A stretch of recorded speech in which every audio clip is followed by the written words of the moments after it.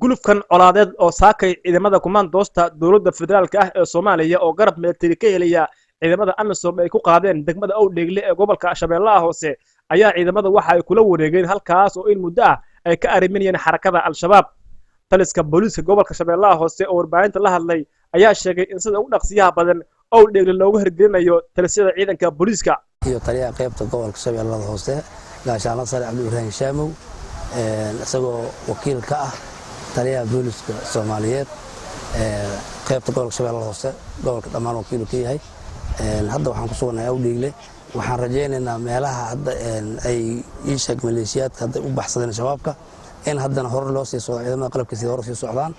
haddana Owdheeglena sidoo booliiska uu ku soo gaarsiin lahay oo xaaladda maadaama la qabtay in dhaynayo oo maartay si oo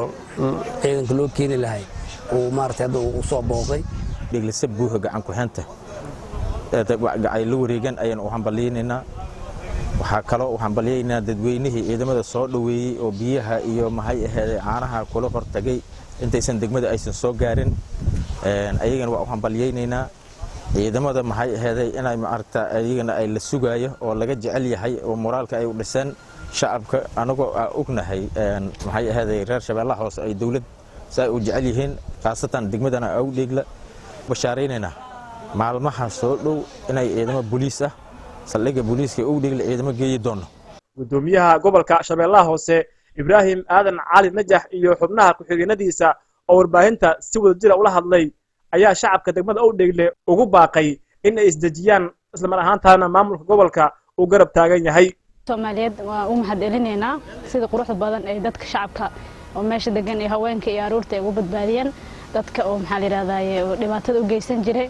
dadka shacabka reer Owdheegle waxaan ka codsanaynaa inay si fiican u soo dhaweeyaan dawladoodii ay ku farxaan oo gacmo furan ku soo dhaweeyaan maanta waxa dhacay howlgal qorsheysnaa oo ciidamada xoogga dalka Soomaaliyeed ay maaragtay dib gacanta dawladda Soomaaliyeed ay ugu soo celiyeen iyo dawlad goboleedka Koonfur Galbeed magaalada caanka ah ee dhulbeereedkana maaragtay caanka ku ah ee Owdheegle run ahaantii ciidankaasi deegaano badan ay maaragtay lugtu soo mariyeen oo ay howlgallo ka soo sameeyeen maaragtay saacadii la soo dhaafan waxay maaragtay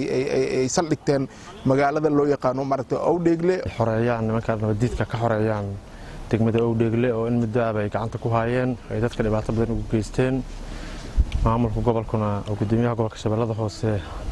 Ibrahim Aadan Cali Najax oo hogaamiyahayna ay diyaar u yihiin inay bulshada meel walba baahiyaha ka jira ay ka aqabtiraan ciidamadana lala howlgalo gaar ahaan kuwa kumaandoosta ay la wareegeen degmada Owdheegle ee gobolka Shabeellaha Hoose howlgalkaas oo runtii qayb ka ahaa howlgaladii isdaba joogga ahaa ee gobolka ka socday muddooyinkii ugu dambeeyay si gaar ah sanadkan gudihiisa kooxaha nabadiidka ah laga burburiyay dhammaan xarumihii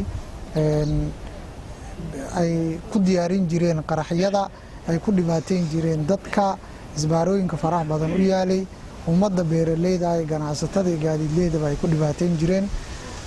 maantana ilaahay fadligii ciidanku ay ku guuleysteen inay gaaraan degmada Owdheegle